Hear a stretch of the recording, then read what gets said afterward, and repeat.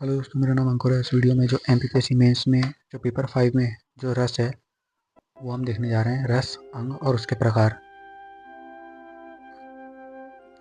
ये वाला हम पोर्शन इस वीडियो में देखने जा रहे हैं। तो एग्ज़ाम में इसके 5 सवाल आएंगे जो 1 अंक प्रति का होगा, जिसमें से प्रत्येक सवाल 1 अंक का होगा। और इसमें वाले लघु उत्तरीय प्रश्न में भी जो 25 प्रश्न आने हैं उसमें भी ये पूछे जा सकते हैं, रस संबंधी प्रश्न जो संपूर्ण पाठ्यक्रम से ही पूछे जो ये जाएंगे। 5 सवाल है उसमें आप ये एक्सपेक्ट कर सकते हैं कि जो दोहा दिया या कोई कविता या काव्य दिया जाएगा उसकी इस वीडियो रस में केवल पहचान रस ना के हो, बारे आप पढ़ेंगे ना कि पहले उदाहरण के रस बारे में। की परिभाषा 3 नंबर में आ सकता है। सिर्फ जो 25 प्रश्न पहले आए हैं लघुत्तरीय प्रश्न, उसमें सीधा सीधा लिख के आ सकता है रस। तो रस का शाब्दिक अर्थ होता है आनंद। इसकी परिभाषा है काव्य या काव्य को पढ़ने या नाटक को देखते समय जिस आनंद की अनुभूति होती है उसको रस कहा गया है। तीसरा पॉइंट हम ये ले सकते हैं कि रस जो रस को काव्य की आत्मा या प्राण तत्व माना जाता है। और एक पॉइंट ये लिखा जा सकता है कि रस के 4 अंग होते हैं, ये 4 अवयव होते हैं। रस के 4 अंग होते हैं: स्थायी भाव, विभाव, अनुभाव और संचारी भाव। ये रस के 4 अंग हैं। अब 3 नंबर में यदि स्थायी भाव आ जाए कि स्थायी भाव, रस में जो स्थायी भाव होता है वो क्या होता है, तो जो भाव चिरकाल तक चित्त में स्थिर रहते हैं वो स्थायी भाव है। मतलब जो इमोशंस, जो फीलिंग्स हमारे अंदर रहती हैं मन में, हृदय लिखना है, हृदय में जो हमारी फीलिंग्स रहती हैं और जो परिस्थितिवश बाहर आ जाती हैं उसको हम स्थायी भाव कहते हैं। जैसे ये मन में स्थायी रूप से सुषुप्त अवस्था में रहती हैं और किसी विशेष परिस्थिति में प्रतिक्रिया स्वरूप उत्पन्न होती है। स्थायी भाव मतलब प्रधान भाव। प्रधान भाव वही है जो रस की अवस्था तक पहुंचता है परिस्थितियों के निर्मित होने पे, वही प्रधान भाव। संख्या इसकी 9 है, जिन्हें नवरस कहा गया है। बाद में 2 और जोड़े गए, वात्सल्य और भगवत विषयक। वात्सल्य और भगवत विषयक ये भक्ति रस और वात्सल्य रस। ये काव्य का मुख्य आधार है, रस, स्थायी भाव। प्रत्येक रस में एक स्थायी भाव होता है, प्रत्येक रस का एक स्थायी भाव होता है।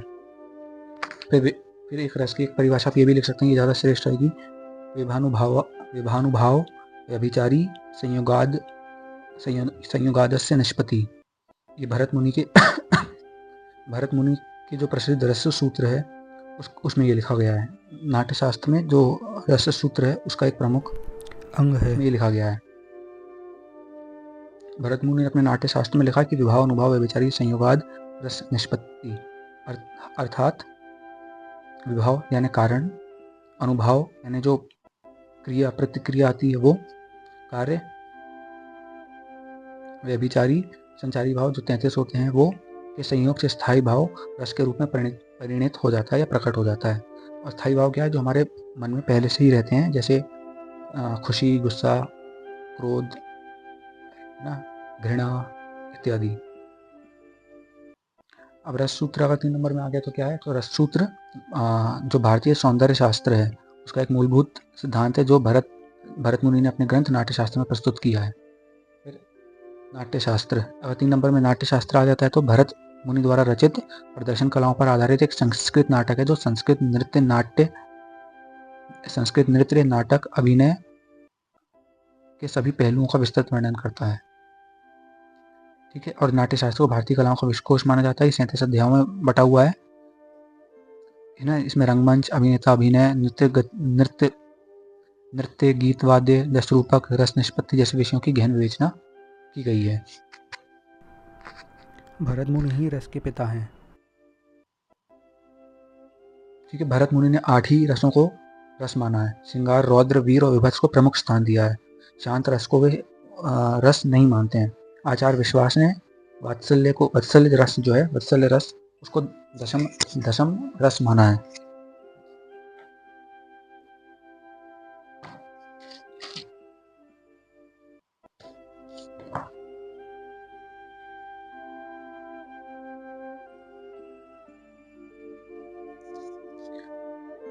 अब 10 रसों की ट्रिक। वीरू के उत्साह को देखकर श्रृंगार करती रति को भयानक भय हुआ। तब रुद्र क्रोध छोड़कर गरुड़ का करुण हो जाएगा। गरुड़ शोक में विभत्स की जुगुप्सा, स्पेलिंग गलत है यहाँ पे, जुगुप्सा है वो, जुगुप्सा से बोले, अद्भुत विस्मय है, अद्भुत विस्मय है, हास्य का हास बन गया और तुम शांत थे। ये 10 रसों और उसके जो स्थायी भाव है उसकी एक ट्रिक है। जैसे देख लेते हैं, एक बार पेज पढ़ दिया मैंने कि वीरू के उत्साह को देखकर श्रृंगार करती रति को भयानक भय हुआ। वीरू के उत्साह को देखकर श्रृंगार करती रति को भयानक भय हुआ। तब रुद्र क्रोध छोड़कर गरुड़ शोक में विभत्स की जुगुप्सा से बोले, अद्भुत विस्मय है, हास्य का हास बन गया और तुम शांत थे। ये हमारे जो जितने आ रहे हैं उतने तो आ ही गए, बाकी आप याद कर लीजिएगा। तो वीरू यानी वीर रस, वीर का उत्साह, श्रृंगार रस का रति, भयानक का भय, भयानक रस का स्थायी भाव भय, रौद्र रस का क्रोध स्थायी भाव, गरुड़ का करुण, करुण रस का शोक, विभत्स रस का जुगुप्सा या घृणा, अद्भुत विस्मय, अद्भुत रस का विस्मय या आश्चर्य, हास्य रस का हास, और शांत रस का शम या निर्वेद। इसके अलावा 2 और हैं, वात्सल्य, वात्सल्य मैंने वो लिख दिया है, स्थायी भाव वो वात्सल्य है।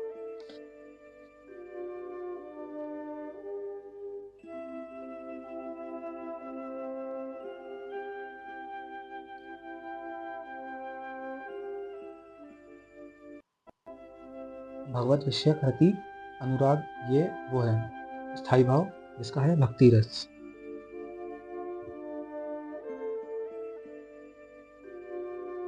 भक्ति रस। अब जो स्थायी भाव अगर 3 नंबर में आ जाते हैं या 1 नंबर में आ जाता है कि रति क्या होता है, जुगुप्सा क्या है, हास क्या है, तो वो देख रहे हैं। तो स्त्री का पुरुष पर, पुरुष का स्त्री पर होने वाला अपूर्व प्रेम ही रति है। शूरता, दान, दया, बहादुरी से जो पैदा होता है और जो क्रमानुसार बढ़ता है, मतलब एकदम से पूरा नहीं आता, धीमे धीमे बढ़ता चला जाता है, उस चित्त के भाव को उत्साह कहा गया है। फिर भय, तो विकृत चेष्टा या अपराधी को देख करके जो हमारे मन में जो भाव उत्पन्न होता है, जो व्याकुलता उत्पन्न होती है, उसको भय कहा गया है। वो भय स्थायी भाव। क्रोध, अपमान आदि से हर्ष के जो प्रतिकूल मनोविकार मन में जो उत्पन्न होता है, अर्थात अपमान, ये लिखना क्या है वो बता रहा हूँ, अपमान आदि से जो मैंने आपका मान लीजिए अपमान कर दिया, तो आपको हर्ष का एक प्रतिकूल हर्ष के प्रतिकूल एक विचार उत्पन्न होंगे, जो उत्पन्न होंगे, उस मनोविकार को क्रोध कहा गया है। फिर जुगुप्सा यानी घृणा, तो दोषपूर्ण वस्तु के दर्शन, उसको सुनने, देखने आदि से जो घृणा उत्पन्न होती है उसको घृणा कहा गया। जैसे डेड बॉडी वगैरह देखते हैं, या कौआ अगर मरा हुआ सांप कौआ अगर मरा हुआ शव खा रहा है, मरा हुआ होता ही है वो, तो डेड बॉडी खा रहा है कुछ, तो वो, या आपको कहीं डेड बॉडी दिख गई किसी जानवर की, तो आपको जो होगा मन में वो घृणा कहलाएगी। फिर विस्मय, आश्चर्य, तो ऐसी कोई चीज़ यदि आपके सामने आ जाती है जिसको देख के आपको आश्चर्य हो जाए, मान लीजिए किसी को 175 में से इंटरव्यू में 174 नंबर मिल जाए, तो ये अपने अंक देख के तो आपको आश्चर्य होगा। तो समझ में ना आने वाली वस्तु की ये कैसे हो गया, तो समझ में ना आने वाली वस्तु को देखने या स्पर्श करने से जो विस्मय के जो मनोभाव उत्पन्न होता है उसको हम विस्मय आश्चर्य कहते हैं। हास्य स्थायी भाव, तो हास्य स्थायी भाव विचित्र वस्तुओं या वेशभूषा को सुनने देखने में जो एक विचित्र प्रकार की गुदगुदी होती है, या जो हमको विचित्र प्रकार की एक खुशी मिलती है या प्रसन्नता मिलती है, उसको हम हास कहते हैं। फिर निर्वेद, शम, वैराग्य, वीतराग, ये एक ही है,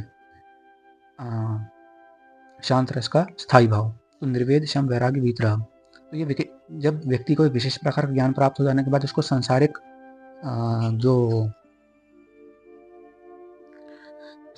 विषयों से जो एक प्रकार की जो निर्लिप्ति होती है उसको हम कहते हैं, सांसारिक विषयों से एक निर्लिप्ति होती है उसको हम कहते हैं निर्वेद।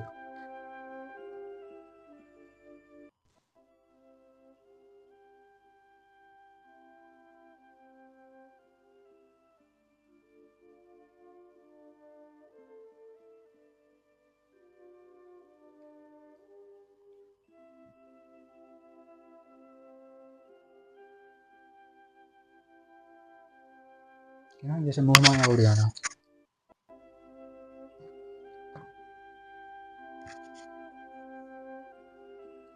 फिर शोक, इष्ट के नाश होने से जो हृदय में व्याकुलता उत्पन्न होती है उसे ही शोक कहा गया है।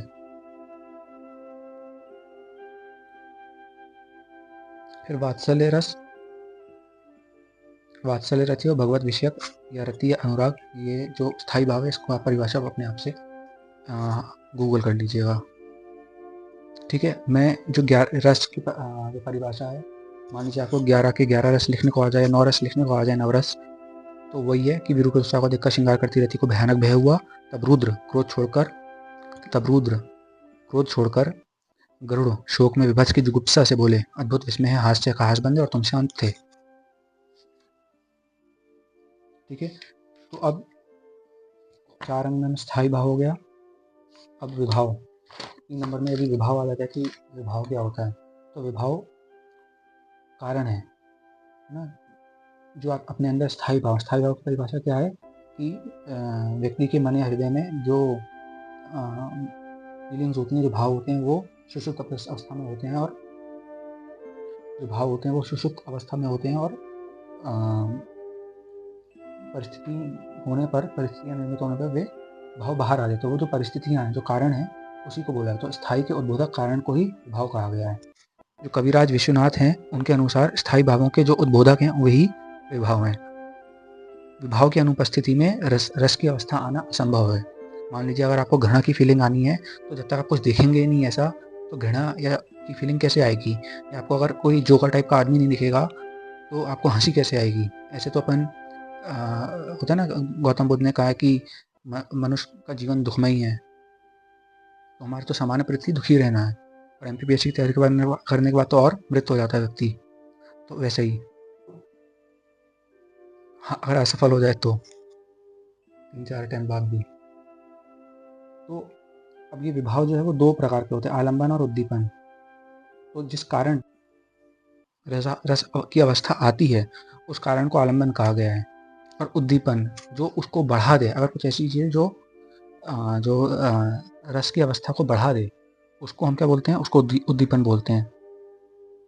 ठीक है, वे क्रियाएं वस्तु आदि जो स्थायी भाव को और बढ़ा दे, जो रस की अवस्था को और बढ़ा दे, अधिक तीव्र कर दे, कैटेलिस्ट उत्प्रेरक का कार्य करे, उसको बोला गया है। जैसे मान लीजिए कि किसी की डेथ हो जाती है, और किसी व्यक्ति के घर में उसके परिवार के सदस्य की डेथ हो जाती है, और यदि आप मतलब उस व्यक्ति को उसके कपड़े दिख जाते हैं, उसकी चीज़ें दिख जाती हैं, तो वो दुख थोड़ा और बढ़ जाता है। तो वो जो वस्तुएं हैं मृत व्यक्ति की, वो उद्दीपन का कार्य करती हैं, तो उसी को उद्दीपन बोले गए हैं। वे क्रियाएं वस्तु आदि जो स्थायी को और अधिक तीव्र कर दे। हर रस का उद्दीपन अलग अलग होता है, वो सब हम आगे देखेंगे। आलंबन भी 2 प्रकार का होता है, आश्रय आलंबन और विषय आलंबन। तो जिसके मन में स्थायी भाव जगे वो आश्रय आलंबन है, और विषय आलंबन है जिसके कारण भाव जगे। तो अब जैसे राम के मन में सीता को देख करके प्रेम जगा, तो यहाँ पे राम जो होंगे वो आश्रय होंगे, और विषय आलंबन सीता होंगी, कि सीता को देख करके राम के मन में प्रेम जगा। अगर मैं तेज बोल रहा हूँ तो मुझे कमेंट कर दीजिएगा, मैं अगले वीडियो से धीमे बोलने लगूंगा। लेकिन मैं ये समझता हूँ कि आप सिर्फ एक रिवीजन के लिए यहाँ पर आए होंगे, खाना खाते समय इत्यादि वगैरह करते समय, इसलिए मैं थोड़ा फास्ट पढ़ रहा हूँ।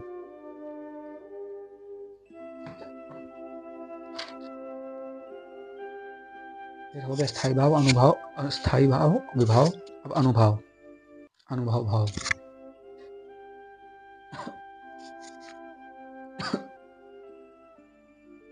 अब जिन क्रियाओं से हृदय या मन में स्थित जो मनोभावों का हमको ज्ञात होता है, उसको हम अनुभव कहते हैं। जैसे आपने मृत शरीर देखा है कुत्ते का, तो आपको घृणा हुई, तो घृणा के बाद आपने थूका या टेढ़ा मेढ़ा मुंह बनाया, तो जो आपने जो प्रतिक्रिया दी, उस प्रतिक्रिया को अनुभव बोलते हैं। तो जिन क्रियाओं से हृदय मन में स्थित भाव का ज्ञान होता है, उसको हम अनुभव बोलते हैं। आचार्य विश्वनाथ के अनुसार जो अनुभव है वो 8 हैं। कहीं कहीं पे ऐसा लिखा गया है कि इसकी संख्या निश्चित नहीं है, और कहीं कहीं पे लिखा गया है कि 8 है। तो मैंने तो जो 2 मुझे मिला वो मैं आपको बता दिया हूँ, मैंने दोनों ही लिख लिए है ना। अगर आ गया तो लिख दीजिएगा 8 कहीं कहीं। फिर जो भाव होते हैं उसके 2 पक्ष होते हैं, आलंबन और आश्रय। मैंने पहले बता दिया, आलंबन यानी कारण, और आश्रय आलंबन जिसके मन में वो भाव उठे। विद्वानों ने, जो हिंदी साहित्य के विद्वान हैं, उन्होंने जो अनुभव है उसको 4 वर्गों में विभाजित किया, कायक, वाचिक, मानसिक और आहार्य अनुभव। कायिक अनुभव है, वाचिक अनुभव है, मानसिक अनुभव है, आहार्य अनुभव। तो कायिक अनुभव शारीरिक, मतलब जो जैसे मान लीजिए आपने टेढ़ा मेढ़ा मृत शरीर को लेकर टेढ़ा मेढ़ा मुंह बनाया, तो एक शारीरिक अनुभव हो गया। वाचिक अनुभव यानी वचन उद्गार, मतलब वो जो अगर आपने या किसी व्यक्ति ने जो मृत देह को देखा, कुत्ते के या जानवर के सड़ रहा है जो, और आपने बोला छी यार ये क्या स्थिति है, तो आपने वचन उद्गार किया है ना। तो ये वाचिक उद्गार है, वचन जो वाचिक अनुभव है। मानसिक, जो मन में जो आपकी घृणा उत्पन्न हुई मृत शरीर को देख करके, वो मानसिक अनुभव है। आहार्य अनुभव, मान लीजिए जो कोई व्यक्ति कृत्रिम वेशभूषा धारण, आपने किसी को अच्छे कपड़े पहने देखे या जोकर जैसे हरकतें करते देखा है ना, जैसे बचपन में नहीं होता डोरेमोन देख के या शिनचैन देख करके बच्चे भी वैसी बातें करते हैं कि बच्चे चुराने वाली मोटी औरत है ना, वो जैसे वो बोलते हैं अपने मम्मी को, तो वैसी जो कॉपी करते हैं ना, तो वो आहार्य अनुभव है। उसको देख करके हमारा भी मन हुआ, उसको देख करके हमारा भी मन हुआ, इस प्रकार, तो वो आहार्य अनुभव। तो 4 प्रकार के अनुभव होगा, कायिक, वाचिक, मानसिक, आहार्य। अब एक सात्वक अनुभव, तो जो सात्वक अनुभव क्या होता है कि शारीरिक मानसिक चेष्टाएं जो स्वतः उत्पन्न होती हैं। मान लीजिए आपने किसी मृत श्वान, मृत कुत्ते को देखा और आपको एकदम से वॉमिट आ गया, तो आप उसको रोक नहीं पाएंगे। तो ये आपकी जो स्वतः शारीरिक चेष्टा हुई, स्वतः शारीरिक क्रिया उत्पन्न हुई आपसे, जिसको आप रोक नहीं पाए, इसी को हम बोलेंगे सात्वक अनुभव। इसको बोला जाएगा सात्वक अनुभव। तो आश्रय की स्वाभाविक क्रिया, आश्रय आलम्बन, इसमें मैं बता चुका हूँ पहले ही। तो आश्रय वो है जिसके मन में फीलिंग्स उत्पन्न होती हैं। तो आश्रय की स्वाभाविक क्रिया या अनुभव जो कारण विभाव कारण उत्पन्न होता है। विभाव या आलम्बन कारण उत्पन्न होता है। आलम्बन कारण उत्पन्न होता है ना। इनके कारण जो क्रिया आती है इसको ही बोला गया है सात्वक अनुभव। इसे रोका नहीं जा सकता है। इसकी 8 प्रकार की, इसकी संख्या 8 होती है सात्वक अनुभव की, मतलब 8 प्रकार से जो आश्रय है वो प्रतिक्रिया दे सकता है। पहला क्या है, स्तंभ, मतलब कुछ किसी भी कारण से आपके हाथ जो आश्रय है या खुद पर लेकर के चलेंगे, तो आप पर या कि सामने किसी और व्यक्ति पर लेकर के चलेंगे तो आसानी से याद रहेगा कि सामने वाले की हाथ पैर काम करना बंद गया, एकदम से ठहर गया, विराम लग गया उस पर, भय लज्जा कारण। दूसरा स्वेद या पसीना आ जाना, परिश्रमता संभोग आदि कारण से पसीना आ जाना। रोमांच, आश्चर्य हो जाना, हर्ष हो जाना, खुश हो जाना, रोंगटे खड़े हो जाना। मान लीजिए प्रीलिम में 80 सवाल, बहुत सारे सवाल ऐसे आए जो आते हुए थे, तो होता है ना कि एकदम से हम उत्साहित हो जाते हैं प्रीलिम में। तो एक वो स्वर भंग, मतलब ठीक से बोल ना पाना, नशा, हर्ष, व्यथा आदि कारण। वेप्तु को कंपी है। राग, द्वेष, परिश्रम आदि से शरीर में उत्पन्न कंप। वैवर्ण्य, विषाद या क्रोध आदि से उत्पन्न वर्ण विकार, चेहरे का रंग उड़ जाना, आंसू निकल आना, अश्रु, किसी भी इमोशन ऐसी स्थिति में आ जाना, ऐसी स्थिति को देख लेना जैसे हम भावुक होकर हमारे आंसू निकल आए। प्रलय, जीवन में इतने सुख दुख आए कि कुछ भी याद ही नहीं रह गया, उस स्थिति को प्रलय बोला गया है। विस्मृति, चेतना का लुप्त हो जाना, बेहोश हो जाना। कंप और वेप्थु एक ही है। अब संचारी भाव हम सबसे आखिर में देखेंगे डिटेल में। 33 संचारी भाव होते हैं। परिभाषा भी देख लेते हैं कि मन में आने जाने वाले भावों को संचारी भाव कहते हैं। मतलब पानी के बुलबुले की तरह होते हैं, ये स्थायी भावों के साथ आते हैं और कुछ समय के लिए चले जाते हैं। ये बदलते रहते हैं, अलग अलग स्थायी भाव के साथ अलग अलग संचारी भाव आते रहते हैं। भरत मुनि के अनुसार 33 संचारी भाव हैं। 34वां छल को माना है महाकवि देव ने, जो रीतिकालीन आचार्य हैं। ये स्थायी, अब ये आ सकता है कि संचारी भाव का क्या महत्व है, संचारी भाव का क्या महत्व है, संचारी भाव का क्या महत्व है, या संचारी भाव की विशेषता। तो ये स्थायी को पुष्ट करता है, स्थायी भाव को गति व्यापकता प्रदान करता है, क्षणिक होता है और रस निष्पत्ति में सहायक होता है। इसकी प्रकृति अस्थिर होती है, पानों की बुलबुली की तरह होते हैं, आते जाते रहते हैं, अल्पकालिक होते हैं, थोड़े समय के लिए, सहायक होते हैं, स्थायी भाव को पुष्ट करते हैं। इनका नाम संचारी रखा गया है क्योंकि ये भाव क्यों रखा गया है, क्योंकि ये एक से दूसरे स्थायी भाव में विचरण करते रहते हैं। अब रसों के प्रकार, तो पहला रस है श्रृंगार रस। ट्रिक हम देख ही चुके हैं रसों की, कि श्रृंगार करती रति को भयानक भय हुआ, तब रुद्र क्रोध छोड़ करके गरुड़ शोक में विवश की जुगुप्सा से बोले कि अद्भुत विस्मय हर्ष का हर्ष बंदे और तुम शांत थे। ये बार बार आप दोहराएंगे तो आपको भी याद हो जाएगा। अब श्रृंगार रस। श्रृंगार रस यदि इसकी परिभाषा तो विभानुभाव संचारी के संयोग से पुष्ट हुआ रति भाव, रति स्थायी भाव जब रस के रूप में परिणत होता है तो उसको श्रृंगार भाव कहते हैं। जो राजा भोज थे उन्होंने श्रृंगार रस को रसराज कहा है, रसों की रानी कहा जाता है इसको। श्रृंगार दो शब्दों से मिलकर बना है, श्रृंग प्लस आर। आर का अर्थ होता है गति या प्राप्त करना और श्रृंग का अर्थ होता है काम भाव की उत्पत्ति। तो शाब्दिक अर्थ क्या हुआ? काम भाव की दशा को प्राप्त करना ही श्रृंगार है। मैं तेज बोल रहा हूँ तो मुझे बता दीजिएगा, मैं अगली वीडियो से धीमे बोलने लगूंगा। फिर इसके दो भेद होते हैं, दो प्रकार होते हैं, संयोग और वियोग।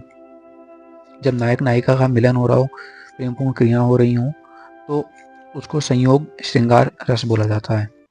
और जो संयोग श्रृंगार रस है वो भी दो प्रकार का होता है, नायक रब्द श्रृंगार रस से और नायिका रब्द श्रृंगार रस से। यदि नायक पहल करता है प्रेम की या मिलन की तो उसको बोला जाता है नायक रब्द श्रृंगार रस, और यदि नायिका पहल करती है प्रेम की तो उसको बोला जाता है नायिका रब्द श्रृंगार रस। इसमें उदाहरण आप सुप्रसिद्ध उदाहरण है राम को रूप निहारती जानकी। राम को रूप निहारती जानकी कंगन के नग की परछाई, याते सबे सुधी भूली गई कर टेकी रही तरती नहीं। तो आप एटलीस्ट एक उदाहरण तो याद कर लीजिएगा, क्योंकि लिखने को आ सकता है कि जो संयोग श्रृंगार है उसका एक उदाहरण दीजिए। तो एक दो उदाहरण तो आपको याद होने ही चाहिए। तो ये वाला आप याद सकते हैं कि राम को रूप निहारती जानकी कंगन नग के परछाई, याते सबे सुधी भूली गई कर टेकी रही पल टारती नहीं। इसका अर्थ वगैरह भी देख लीजिएगा। तो इसका अर्थ ये होता है, वैसे तो आप यूट्यूब पे सर्च करके बहुत सारे उदाहरण देख सकते हैं, लेकिन मैंने ये वाला याद कर लिया है। इसका अर्थ ये है कि विवाह के अवसर पर सीता जी अपने कंगन में जड़ित नग में राम की शोभा को निहार कर सबको शुद्ध बुद्ध बुला बैठी हैं। उनकी शोभा को बिना पलक झपकाए देख रही हैं। मैंने जो श्रृंगार रस है उसको, जो ये है ना संयोग श्रृंगार, उसको मैंने थोड़ा सा जल्दी बता दिया है, तेजी से बोल दिया। मैं इसको फिर से धीमे धीमे बोल देता हूँ कि जो फिर से दोहरा देता हूँ। जो श्रृंगार रस है तो श्रृंगार रस की परिभाषा विभानुभाव संचारी और संयोग से पुष्ट हुआ रति स्थायी भाव जब रस के रूप में परिणत होता है तो उसको श्रृंगार रस कहते हैं। भोज ने इसको रसराज कहा है। श्रृंगार रस को रसों की रानी कहा जाता है। श्रृंगार का शब्द दो शब्दों से मिलकर बना है, श्रृंग प्लस आर। गति, आर का अर्थ होता है गति प्राप्त करना या प्राप्त करना, और श्रृंग का अर्थ होता है काम भाव की उत्पत्ति, अर्थात काम भाव की दशा को प्राप्त करना ही श्रृंगार का शाब्दिक अर्थ है। श्रृंगार रस की उत्पत्ति हेतु जो उत्तम को एक जो आवश्यक दशा है, श्रृंगार रस की उत्पत्ति होती है निष्पत्ति हेतु वो उत्तम स्वभाव के नायक नायिका की उपस्थिति होना अनिवार्य है, तभी श्रृंगार रस का जो इमोशन है, जो रस है, वो बाहर आ पाएगा। दो प्रकार के होते हैं, संयोग श्रृंगार और वियोग श्रृंगार। संयोग श्रृंगार क्या होता है? संयोग श्रृंगार उस स्थिति को बोला गया है जहाँ पर नायक नायिका का मिलन होता है या अन्य कोई प्रेमपूर्ण क्रियाएं होती हैं, उस स्थिति को संयोग श्रृंगार बोला गया है। जहाँ नायक नायिका का परस्पर मिलन का वर्णन हो उस काव्य में संयोग श्रृंगार होगा।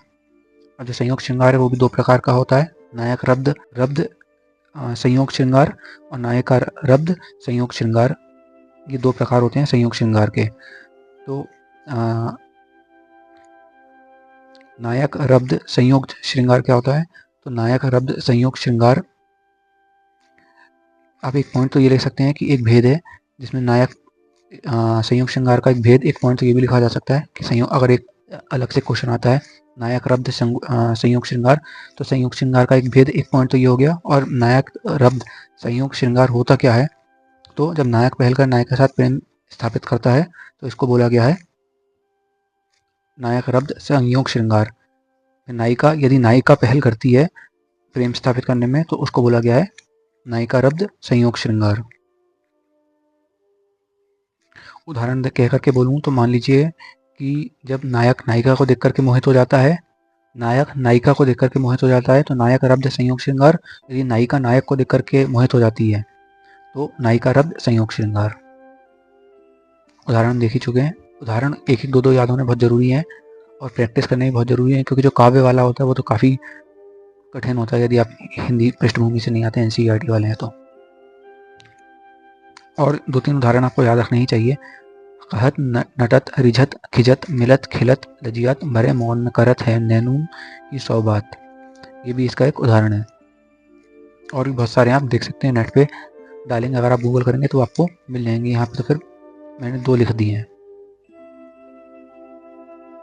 फिर एक हो गया संयोग श्रृंगार, और दूसरा होता है वियोग श्रृंगार।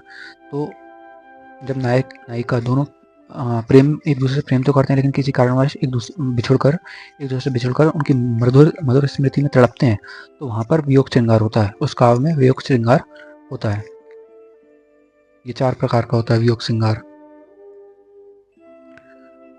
तो जो वियोग श्रृंगार होता है वो 4 प्रकार का होता है: पूर्वराग, मान, प्रवास और करुण।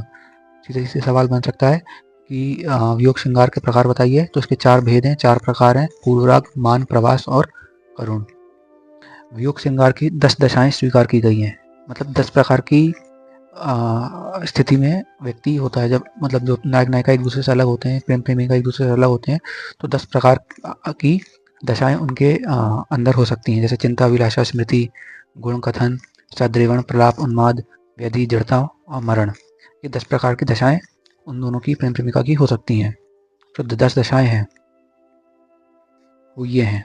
तो सीधे सीधे आपको दशाओं के बारे में पूछ सकता है कि वियोग श्रृंगार से संबंधित जो 10 दशाएं हैं उनका वर्णन करिए। तो आप ये बताएंगे और लिखेंगे: चिंता, अभिलाषा, स्मृति, गुण कथन, सद्रेवण, प्रलाप, उन्माद, व्याधि, जड़ता और मरण।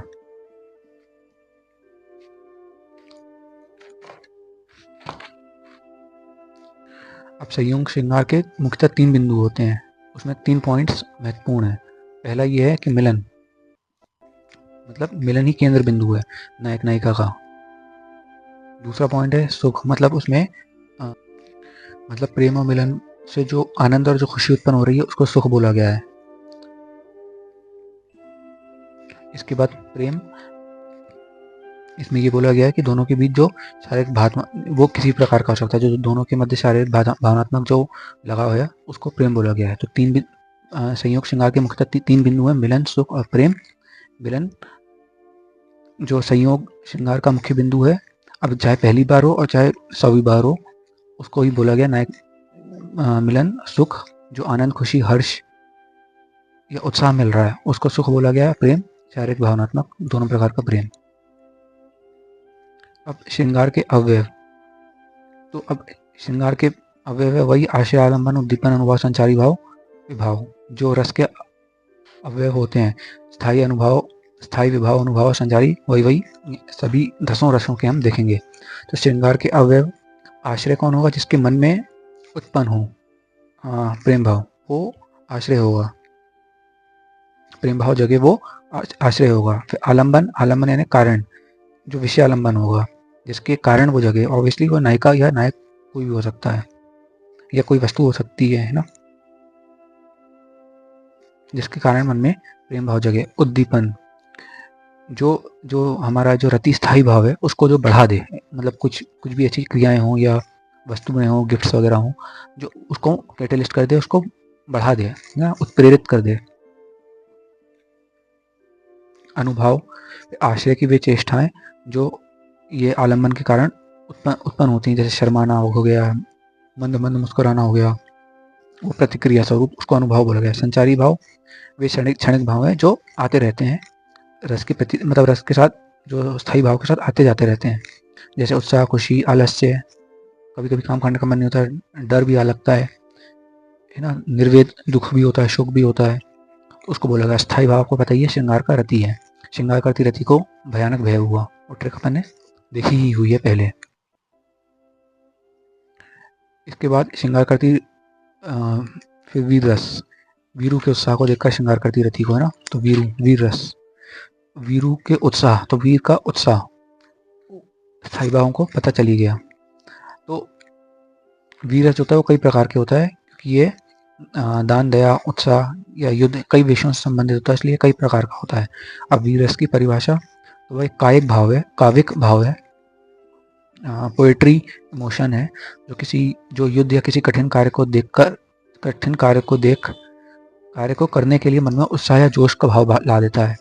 मतलब आपने कुछ ऐसी मोटिवेशनल मूवी देख लेते हैं, या अभी काव्य की बात हो रही तो काव्य पढ़ लेते हैं, जो मन में कि मैं तो आईएएस बन के ही रहूँगा, इस टाइप का बोला गया है कि किसी कठिन कार्य को करने के लिए मन में उत्साह या जोश उस भाव को जागृत कर दें, उसी को बोला गया है वीर रस। उसमें मतलब फिर वीर रस है, चाहे वो मूवी हो, चाहे वो काव्य हो, चाहे वो मोटिवेशनल सॉन्ग हो।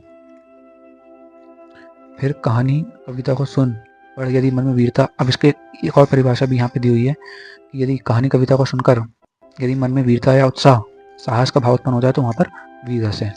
अब वीर रस के अवयव स्थायी आशा, आलम्बन, उद्दीपन, अनुभव, संसारी भाव।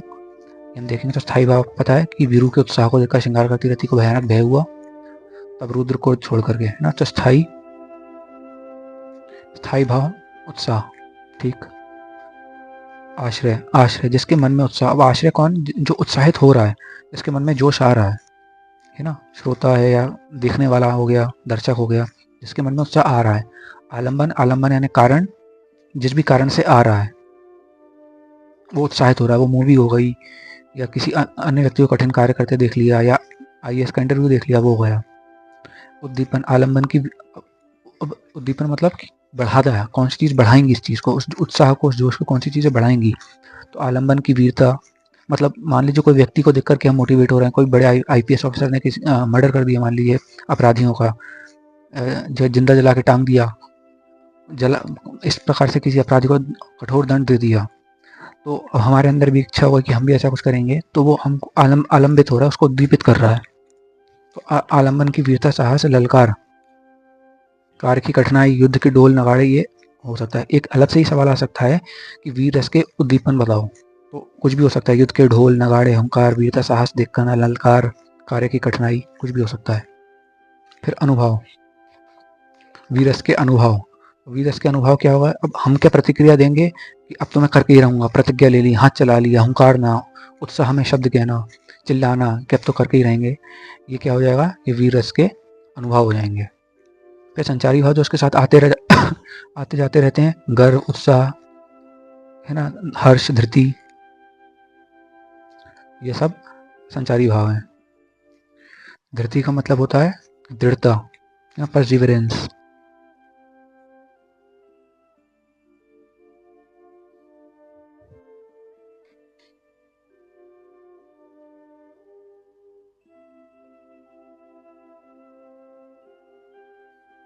ठीक है। अब भयानक रस, वीरू के उत्साह को देखकर श्रृंगार करती रति को भयानक भय हुआ।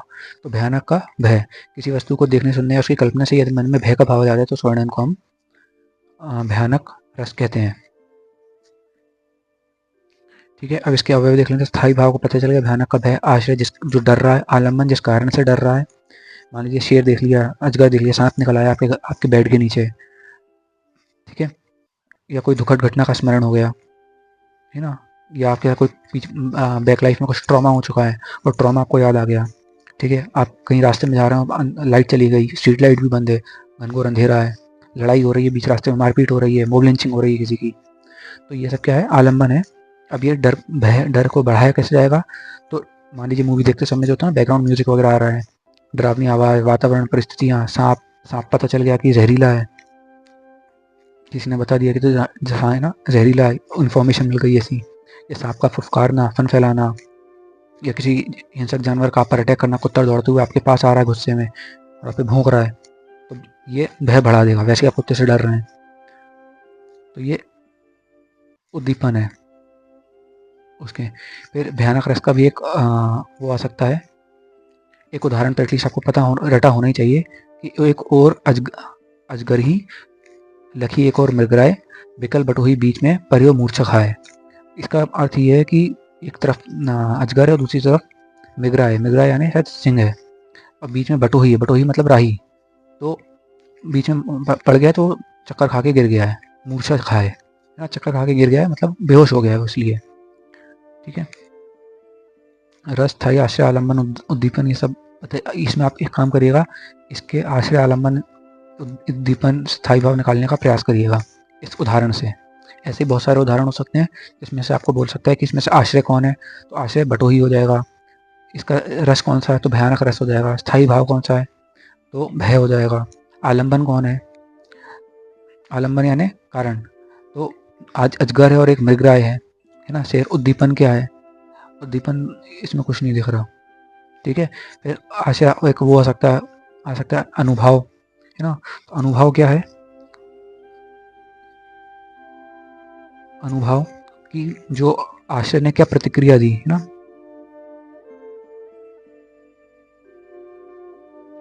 तो मूर्छित हो गया, बेहोश हो गया।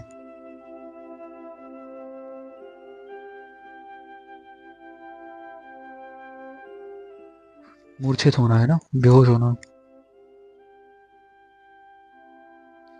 ये अनुभव है। तो ऐसा ही सवाल एक नंबर वाले में आ सकता है कि इसमें से आलम्बन क्या है। फिर और एक उदाहरण देख लेते हैं कि उधर गजरती सिंधु लहरिया कुटिल काल के जालों सी, चली आ रही फेन उगलती फन फैलाए ब्यालों सी। रौद्रस, तो रौद्रस वीरू के उत्साह को देखा श्रृंगार करती रति को भयानक भय हुआ, तब रुद्र क्रोध छोड़ करके, तो रुद्र रौद्र क्रोध, है ना। तो रौद्र का स्थायी भाव तो पता चल गया, तब रुद्र क्रोध छोड़कर, तो रुद्र का क्या हो गया, क्रोध। अब रौद्रस की परिभाषा।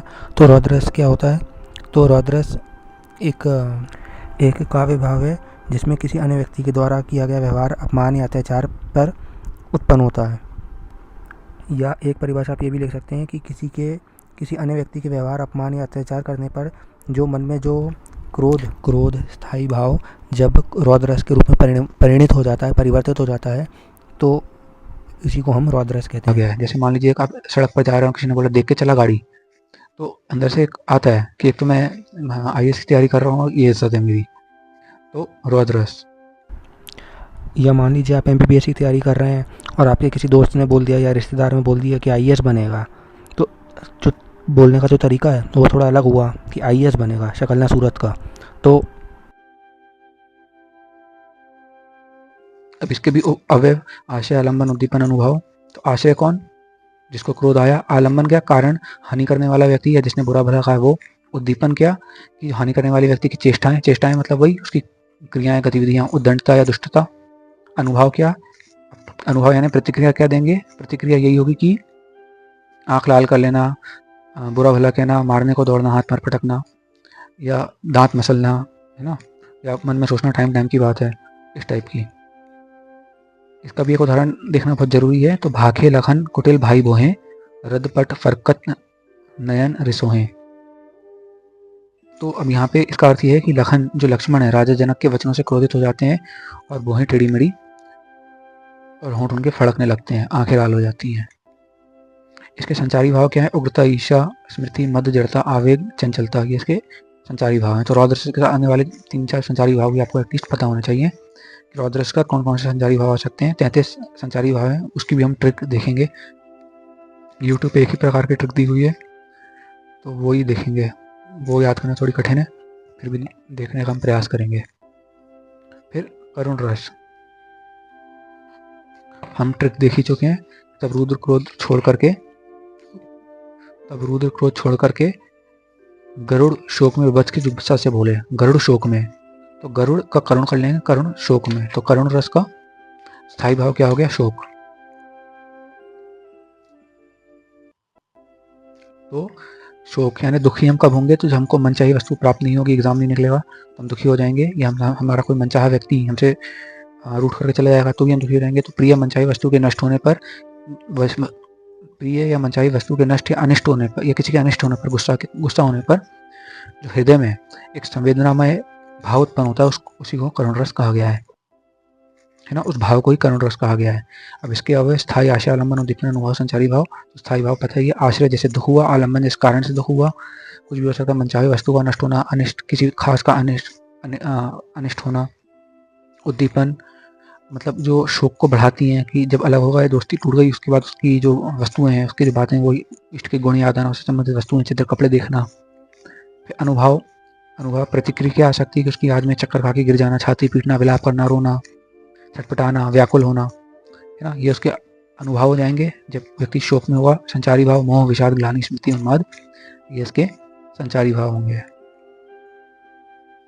और यहाँ पे एक उदाहरण, मेरे हृदय के हर्ष हाँ, अभी मैंने तू है कहाँ, एक उदाहरण हो गया, महाभारत से लिया गया, जिसमें जब अर्जुन पुत्र अभिमन्यु का वीर गति प्राप्त कर जाता है, तो अर्जुन बोल रहे हैं, मेरे हृदय के हर्ष हाँ, अभिमन्यु तू है कहाँ। इसको भी क्रॉस चेक कर लीजिएगा। जब किसी वस्तु के, अब विभत्स की जुगुप्सा से बोले तो विभत्स, जुगुप्सा, स्थायी भाव जुगुप्सा यानी घृणा। जब किसी वस्तु को देखकर मन में घृणा भाव उत्पन्न होती है तो वहां पर विभत्स रस होता है, ये है ना। जब किसी वस्तु को देखकर मन में घृणा भाव उत्पन्न होता है तो वहां पे विभत्स रस होता है। ग्लानि, घृणा, स्थायी,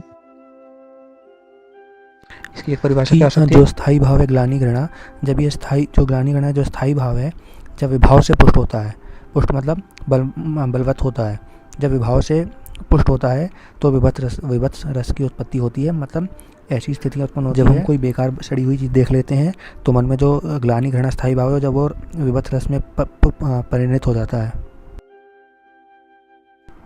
और जो इसके अवयव हैं विभाव वगैरह, ये मैं पुराने वीडियोस में बता चुका हूँ, लेकिन फिर भी बता देता हूँ कि विभाव मतलब क्या होता है, पहले बता चुका हूँ। कारण, विभाव यानी क्या, कारण जो स्थायी भाव को रस में परिवर्तित करे। इसके भी वही अवयव, स्थायी रस, आलम्बन, उद्दीपन, अनुभव, स्थायी भाव, जुगुप्सा, घृणा, जैसे घृणा हुई, आश्रय, आलम्बन, जिस कारण, मान लीजिए मृत पशु, उद्दीपन, मान लीजिए जो घृणा को और बढ़ा दे, मान लीजिए जो कुत्ते का शव है वो सड़ रहा है तो उसके शरीर बदबू भी आ रही है सड़ते शरीर से, तो उसको क्या बोला गया है? उसको बोला गया है उद्दीपन।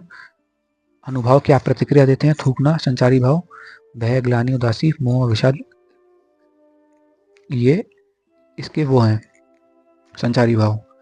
अब यहाँ पर इसका एक उदाहरण किसका, करुण रस का। तो करुण रस का एक उदाहरण ये है कि सिर पर बैठो काग,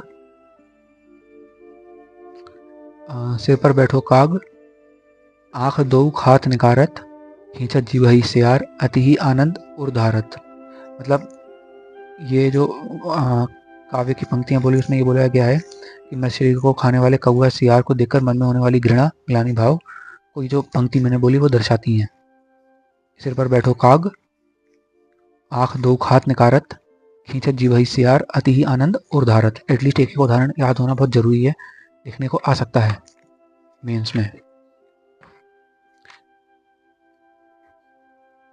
फिर अद्भुत रस, विचित्र आश्चर्यजनक वस्तु को देखने के बाद मन में उठने वाले जो विस्मय या आश्चर्य का भाव होता है उससे अद्भुत रस कहते हैं।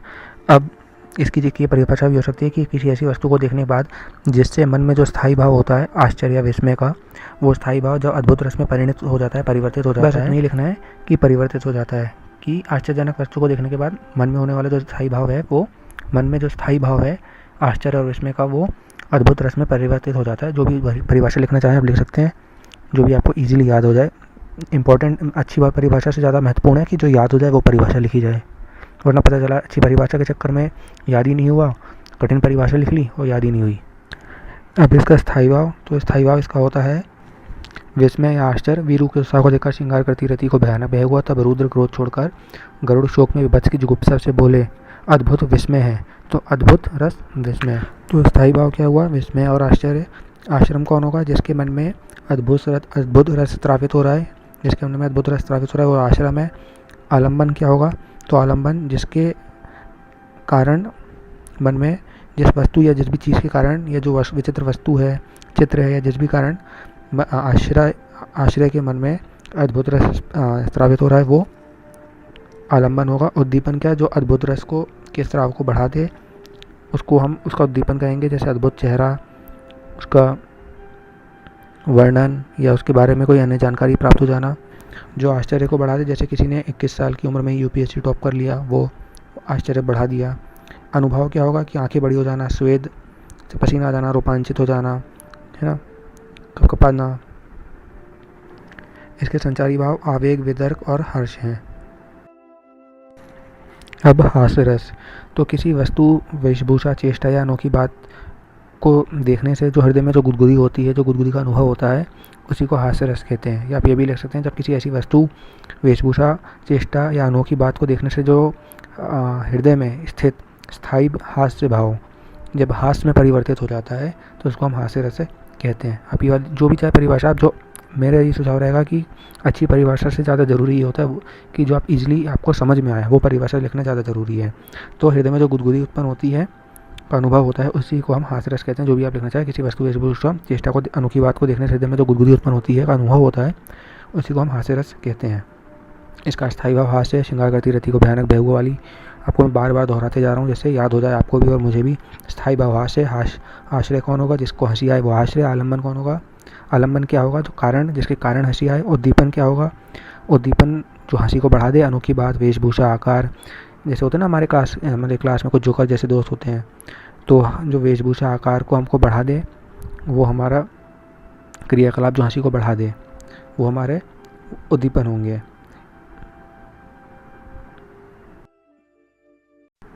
फिर अनुभव क्या होंगे? जो आश्रय होगा, जो हंस रहा होगा, वो क्या प्रतिक्रिया देगा? तो हंसेगा, आँख मिचमिचाएगा, ठाकेदार तरीके से हंसेगा, व्यंग भरी बातें करेगा, वो भी पलट के है ना धुमकेगा। जो भी अनुभव प्रतिक्रिया वो दे सकता है, अनुभव यानी प्रतिक्रिया। इसमें संचारी भाव क्या क्या हो सकते हैं? तो संचारी भाव हर्ष, चपलता, उल्लास, उग्रता, उत्सुकता, आलस्य, घृणा, कंपन। ठीक है, ये इसके संचारी भाव हो गए। अब इसका एक उदाहरण ये है, मैंने नेट से निकाला है जो आसानी से याद रह सके, कि मैं महावीर हूँ, पापड़ को तोड़ सकता हूँ, गुस्सा आ जाए तो कागज़ को मोड़ सकता हूँ। तो ये हास्य रस का एक उदाहरण है कि मैं महावीर हूँ, पापड़ को तोड़ सकता हूँ, गुस्सा आ जाए तो कागज़ को मोड़ सकता हूँ। ये इसका एक उदाहरण है।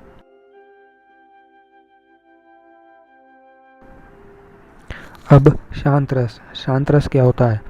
तो जब सांसारिक मोह माया से, व्यक्तियों से, वस्तुओं से जो अगर विरक्ति का भाव उत्पन्न होता है, जो सात्विकता का जो अनुभव होता है, सात्विकता की ओर जो झुकाव होता है, उसी को हम शांत रस कहते हैं। इसे नवे रस के रूप में अभिनव गुप्त ने जोड़ा। अब शांत रस के अवयव देख लेते हैं। तो आश्रय कौन होगा? जिसको निर्लिप्ति उत्पन्न होगी, जो सांसारिक मोह माया व्यक्ति वस्तुओं से जब जैसे विरक्ति उत्पन्न हो रही होगी, वो आश्रय होगा। आलम्बन क्या होगा? जिस कारण से जो उत्पन्न हो रहा होगा, जो सांसारिक मोह माया से त्याग उत्पन्न हो रहा होगा, वो कारण।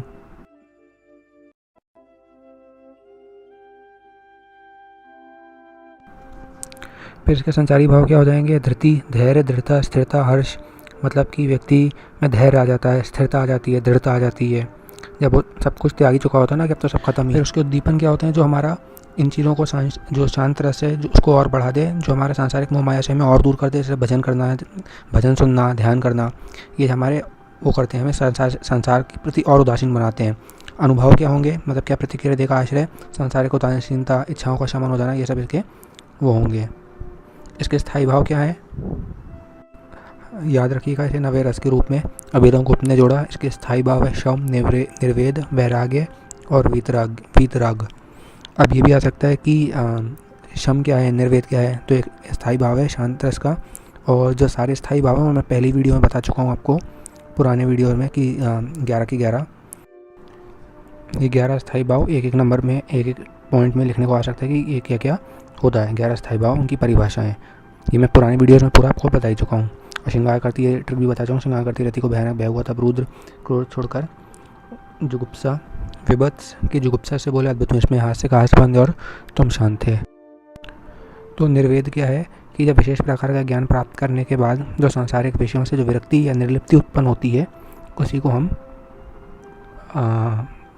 निर्वेद, शम, वैराग्य, वीतराग कहते हैं। ये एक अस्थायी भाव है जो हमारे मन में, हृदय में ऑलरेडी होता है। अब वत्सल रस। तो वत्सल रस वो रस है जो बच्चों के प्रति उत्पन्न होता है। वह भाव जो बच्चों के प्रति उत्पन्न होता है, उसको वत्सल रस कहा जाता है। सूरदास ने इसे रसों का सम्राट कहा है। कहीं कहीं इसको वात्सल्य रस भी लिखा गया है।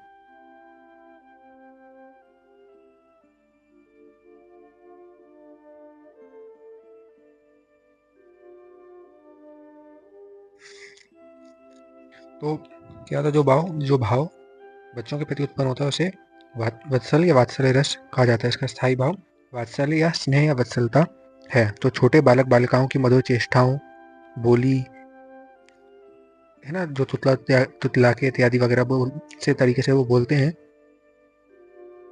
है ना, तो उनके माता पिता या पड़ोसियों आदि का उनके प्रति जो स्नेह उत्पन्न होता है उसी को वात्सल्य कहा है। उसकी एक और परिभाषा ये हो सकती है कि जब जो वात्सल्य स्थायी भाव है, बच्चों की जो चेष्टाओं, मधुर चेष्टाओं, बोली इत्यादि के कारण वात्सल्य रस में परिणित हो जाता है, तो उसको वात्सल्य रस में परिणित हो जाता है, पुष्ट हो जाता है, तो वात्सल्य रस की उत्पत्ति होती है। तो एक परिभाषा इसकी ये हो सकती है। अब इसका आश्रय कौन होगा? तो आश्रय जिसके मन में जो वात्सल्य रस है वो उत्पन्न हो रहा होगा, वो आश्रय होगा। आलम्बन कौन होगा? ऑब्वियसली छोटा बच्चा जिसके प्रति स्नेह भाव उत्पन्न हो रहा है। उद्दीपन क्या हो गया? उसकी चेष्टाएं। उद्दीपन मैं बार बार बता चुका हूँ, जो रस को बढ़ा देती है। तो चेष्टाएं, उसकी तोतली बोली, बच्चों के साथ खेलना, बोलना, उनको देखना। आश्रय हो गया संचारी भाव, जो हर्ष, मोह, उत्सुकता, है ना, ये सब संचारी भाव हो गए। वात्सल्य रस के अनुभव, विक्रियां जो स्नेह भाव को दर्शाती हैं, वे अनुभव होंगी। किसी भी हो सकता है, आपको एग्जाम में ये लिखने को आ जाए कि वात्सल्य रस का अनुभव क्या होगा। तो निहारना, पुचकारना, है ना, उनको, हम बच्चों को, बच्चे जब खेलते तो हम उनको देखते रहे, एकदम जो 2-3 साल के बच्चे होते हैं। महत्व, तो प्रेम, करुणा, ममता भाव को जागर करता है। महत्व क्या है इसका? ये अत्यंत एक महत्वपूर्ण रस है, क्योंकि जो ये प्रेम, करुणा, ममता भाव आदि को उजागर करता है। जो आचार्य विश्वनाथ हैं, उन्होंने जो वत्सल्य रस को काव्य की कसौटी माना है। तो ये हमारा वात्सल्य रस हो गया। वात्सल्य रस का एक उदाहरण क्या? सोहस कर नवनीत लिए, घटोन चलत तेनु तन मंदित। मैं इसका एक अलग से ही वीडियो बना दूंगा, जिसमें जो जितने भी रस हैं, 9 रस और 11 रस, उनके एक उदाहरण या दो उदाहरण जो अर्थ समेत, मैं उसका एक अलग वीडियो बनाऊंगा। और वो वीडियो देख लीजिएगा आप, क्योंकि दूसरों की तुलना में वो वीडियो ऐसे बेहतर होगा कि उसमें ऐसे उदाहरण होंगे जो याद करने में आसान होंगे। जैसे मैंने आपको बताया ना, महावीर हूँ मैं, वैसे वाला।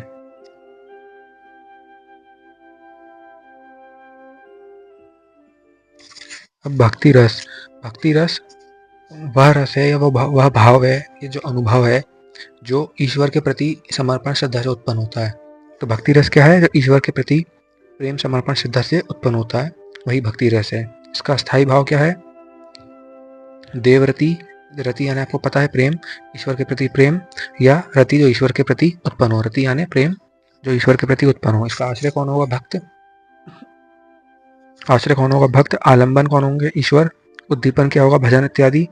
मैं ये बार बार बता चुका हूँ, मैं इसको इसलिए अब दोहरा नहीं रहा हूँ कि उद्दीपन यानी क्या, अनुभव यानी क्या, संचारी यानी क्या, क्योंकि ये इसका तीसरा पार्ट है। मैं इसको बार बार दोहरा चुका हूँ कि आश्रय यानी भक्त, आलम्बन भगवान या कारण, उद्दीपन जो बढ़ा दे, जो भक्ति भाव को, भक्ति रस को बढ़ा दे, उद्दीपन किसी भी रस के बढ़ा दे। अनुभव क्या होगा? सर झुकाना, आंसू बहाना, ईश्वर का स्मरण, नाम जपना, भजन इत्यादि करना। इसके संचारी भाव क्या होंगे? हर्ष, लज्जा, चिंता, दीनता, आलस इत्यादि। उदाहरण के लिए आप चाहें तो यूट्यूब क्लास 12 रस के उदाहरण देख सकते हैं। 3 नंबर में ये आ सकता है कि रसों का महत्व क्या है। ठीक है, तो 3 हैं तो एटलीस्ट 6 पता होने चाहिए महत्व। साहित्य कला के क्षेत्र में भावनाओं को जागृत करता है रस। श्रोता, है ना, श्रोता, दर्शक, पाठक को आनंद प्रदान करता है रस। दर्शक को जोड़ता है, मतलब जो भी, अगर आप मूवी देख रहे हैं या आप काव्य पढ़ रहे हैं, तो उसमें वो जो दर्शक है, या जो श्रोता है, या जो पाठक है, उसको उससे जो कृति है उससे वो जोड़ता है। कथा को जीवंत बनाता है। काव्य की आत्मा होती है, इसके बिना कोई काव्य बन ही नहीं सकता। बिना रस के कोई काव्य होता ही नहीं है। इसके अतिरिक्त ये राजाओं के शौर्य, जो राजा महाराजा थे उनके शौर्य, ऐतिहासिक घटनाओं, समाज का वर्णन करने में उपयोगी है।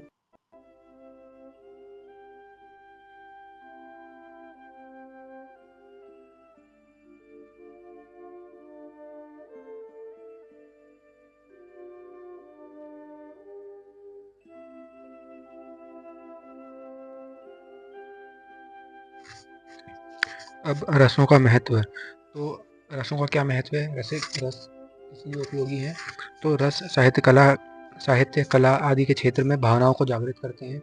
ये दर्शकों को, पाठक को, श्रोता को जो काव्य है या जो भी जो कृति है उससे जोड़ते हैं। दर्शक को, कथा को जीवंत बनाता है रस। काव्य की आत्मा है, इसके बिना कोई काव्य बन ही नहीं सकता। काव्य की तो ये आत्मा ही है। और पुराने समय में राजा महाराजाओं के शौर्य, ऐतिहासिक घटनाओं, समाज आदि का वर्णन करने में उपयोगी है। ये क्या होता है, मतलब जो कृति होती है, चाहे वो कुछ किसी प्रकार की काव्य हो या यहाँ पर भी रस आ रहा है, वो उसको आनंद पूर्वक भी बनाती है। ठीक है, और दर्शक, पाठक, श्रोता को आनंद भी देती है। ये लिखने को आता है कि रस का महत्वपूर्ण कार्य क्या है। तो सर्वाधिक महत्वपूर्ण कार्य है कि आनंद प्रदान करना, अलौकिक अनुभूति प्रदान करना। इसके अलावा रसों को काव्य की आत्मा कहा गया है ना, और इसके बिना कोई काव्य बन ही नहीं सकता। ये एक विशेषता है। उत्पत्ति मन में सत्वगुण के बढ़ने से होती है। ये मतलब रस की उत्पत्ति कब होती है? सत्वगुण के बढ़ने से होती है। सत्वगुण क्या होता है? ये अपने सांख्य दर्शन वगैरह शायद प्रीलिम इत्यादि में यदि आपने पढ़ा हो तो।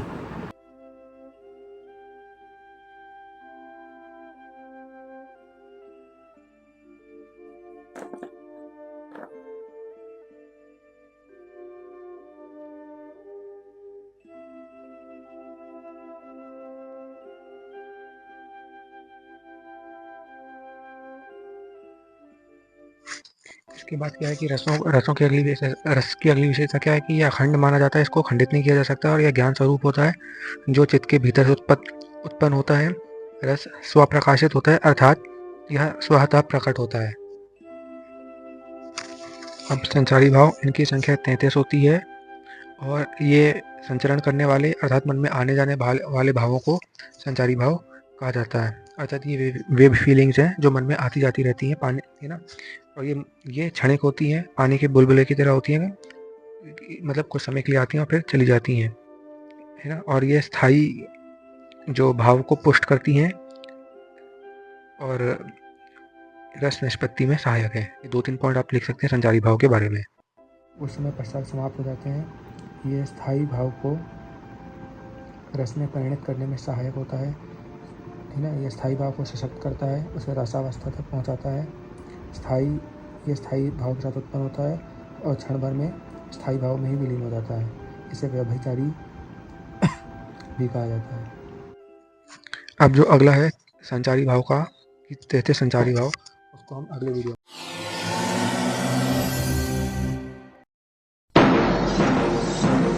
संचारी भाव उसको हम देखने जा रहे हैं। कहते हैं संचारी भाव की परिभाषा और थोड़े बहुत के अनुभव। तो सबसे पहले संचारी भाव होते क्या हैं, इसमें ट्रिक भी बताऊंगा कि तैतीस संचारी भाव को आप कैसे याद रख सकते हैं। तो सबसे पहले संचारी भाव होते क्या हैं। तो संचारी भाव वे अस्थायी भाव हैं, वे अस्थायी फीलिंग्स हैं, इमोशन हैं जो मन में आती जाती रहती हैं। कुछ समय के लिए आते हैं और कुछ समय के लिए चले जाते हैं। तो मन में संचरण करने वाले या आने जाने वाले भावों को संचारी भाव कहते हैं। ये इसकी परिभाषा है। ये पानी के बुलबुले की तरह होते हैं और कुछ समय बाद स्वतः समाप्त हो जाते हैं, क्षणिक होते हैं। ये इसके कुछ पॉइंट्स हैं। अगर आपको 3 नंबर में 3 या 6 पॉइंट्स आपको पता होने चाहिए उस बारे में। जो 25 सवाल आएंगे, जो निर्धारित संपूर्ण पाठ्यक्रम के अंतर्गत ही पूछे जाएंगे, उस बारे में उसमें से सवाल आ सकता है कि 6 पॉइंट्स एटलीस्ट आपको पता होने चाहिए। 6 पॉइंट पता होने चाहिए, जैसे आपको 3 अंक पूरे मिल सकें। तो संचारी भाव मैंने बताया, मन में वो फीलिंग्स हैं, वो इमोशंस हैं जो कुछ समय के लिए आते हैं स्थायी भाव के साथ और फिर चले जाते हैं। इनकी संख्या 33 है। मन में आने जाने वाले भावों को संचारी भाव कहते हैं। क्षणिक होते हैं, पानी के बुलबुले की तरह होते हैं और कुछ समय बाद समाप्त हो जाते हैं। विश्वनाथ प्रसाद मिश्र ने इसे पानी के बुलबुलों की तरह कहा है, जो भाव रस के उपकारक होकर पानी के बुलबुलों तरंगों की भांति उठते विलीन होते रहते हैं। ये संचारी भाव जो होते हैं वो रस का आधार होते हैं। ये स्थायी भाव को पुष्ट करते हैं और रस में स्थायी भाव को पुष्ट करके उसे रसावस्था तक पहुंचाते हैं।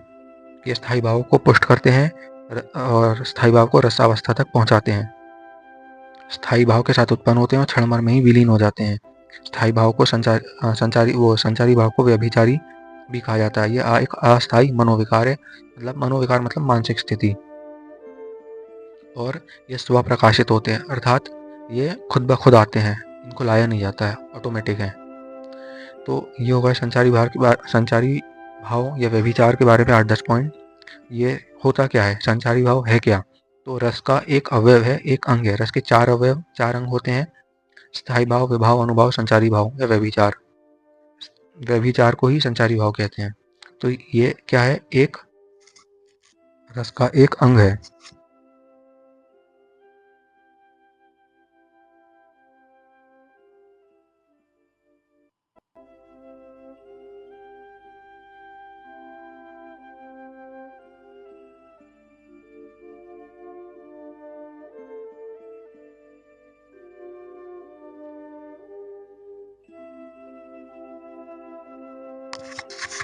अक्षर सही से नहीं बन रहे हैं, कैमरे ऑन होते ही नर्वस सिस्टम ठीक से काम करना बंद कर देता है, तंत्रिका तंत्र ठीक से काम ही नहीं करता। तो ये हो गई संचारी भाव। और 33 संचारी भाव को याद रखने की ट्रिक। तो वैसे तो मेरा ये है कि एटलीस्ट आपको एक बार आपने जब ये पढ़ लेंगे इनके नाम, तो वो ट्रिक याद रखना आसान होगी। तो मैं एक बार 33 संचारी भाव के नाम पढ़ देता हूँ जिससे आपको आसानी हो। तो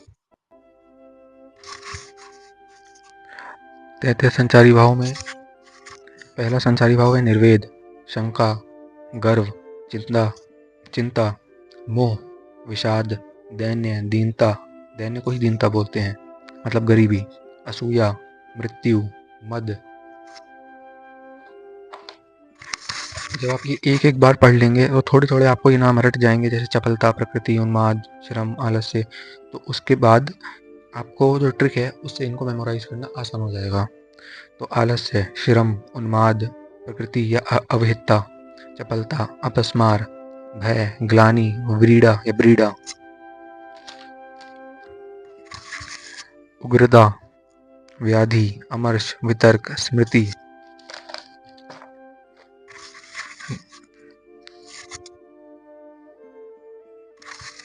जड़ता, हर्ष, धृति, मति, आवेग। कहते हैं ना, मति मारी गई क्या तेरी, तो मति वही बुद्धि वाला ही है।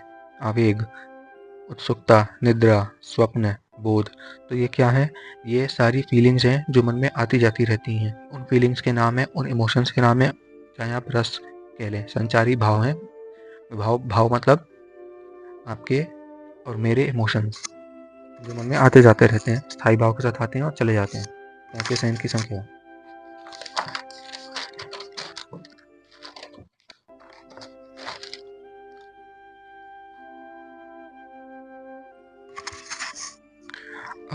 अब संचारी भाव को याद रखने की ट्रिक। तो 33 संचारी भाव के नामों को याद रखने के आपको एक ट्रिक, 2 स्टेटमेंट याद रखने पड़ेंगे, 2 वाक्य याद रखने पड़ेंगे कि वाय सच नाग दूध की। एक पहला स्टेटमेंट है वाय सच नाग और दूसरा स्टेटमेंट है दूध की जात है।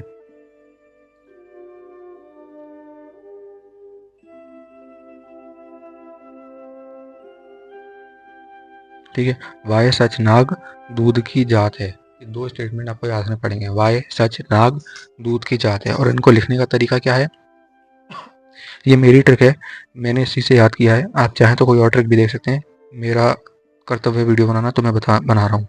तो वाय सच नाग, तो वाय का हमको वा, आ और या को माँ कर लेना है केवल। ठीक है, ये याद रखना, या को माँ कर लेना है। तो वा, आ, माँ, वाय हो गया। वाय सच, सा को सच को कैसे लिखना है, स श च। फिर नाग, ना प्लस ना आ गा, ना आ गा, बड़ा आ है, नाग। फिर दूध की जात है, तो दा धा जा ता हा। ये आपको शब्द याद रखने हैं, इससे आपके 33 के 33 संचारी भाव के पहले अक्षर आपको याद रहेंगे। अब जैसे इनकी नंबरिंग करनी है, तो अब इसी क्रम में याद रखना है आपको। वाय सच नाग दूध की जात है, तो 4 वा, 4 आ, 4 माँ, 2 सा, 55544222222111111। ये आपको उसके नंबर याद रखने हैं, मतलब इन अक्षरों से इतने इतने संचारी भाव हैं। तो वा जो वर्ण है उससे 5 संचारी भाव है। व्याधि, व्रीड़ा, ये व्रीड़ा, विबोध, बोध भी कहीं कहीं लिखा रहता है, तो विबोध, वितर्क और विषाद के वाद से याद है, तो आपको उनको दोहराना है। व्याधि, व्रीड़ा, विबोध, वितर्क, विषाद। ठीक है, तो ये 5 वाह हो गए। 4 अ, अपस्मार, असूया, अमर्ष, अवहिता। ये 4 आ हो गए, अपस्मार, असूया, अमर्ष, अवहिता। ये 4 माँ, मति, मरण, मद, मोह। ये तो सब माँ तो बहुत ही आसान है। मति, मरण, मद, मोह। मद यानी शराब पीने के बाद जो स्थिति होती है वो उसको मद कहा गया है। तो मति, मरण, मद, मोह। 4 माँ, फिर 2 सा, तो 2 सा, स्वप्न, स्मृति। अब सा याद रखना भी बहुत आसान है, क्योंकि सोते हुए ही आप सपने देखते हैं, तो और पढ़ते समय तो नींद आती है हिंदी पढ़ते टाइम। तो स्वप्न और स्मृति। 2 सा, 2 शा, शंका, श्रम। 2 शा, सपने में ही शंका। अब जो मैं आपको समझा रहा हूँ आपको समझ में आ नहीं रहा, आ रहा है नहीं आ रहा है, शंका उत्पन्न हो रही है, आप श्रम कर रहे हैं पढ़ने के लिए, तो शंका, श्रम। और 2 चा, चपलता, चिंता, चाचा। चपलता, चिंता, चपल चाचा की चिंता। कुछ भी करके आप याद रख सकते हैं।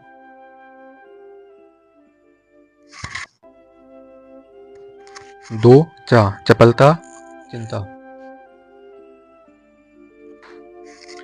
इतना हो गया। वाय, सच, नाग। ना, आ, गा। तो ना से, ना में कितने अक्षर हैं? 2 वर्ण है ना। 5 4 4 2 5 4 4 2 2 2 2 1 1 1 1 1 है ना। ये आपको में से एक रीड में ही मेरे हिसाब से याद होना चाहिए आंकड़े तो, क्योंकि क्रमबद्ध है।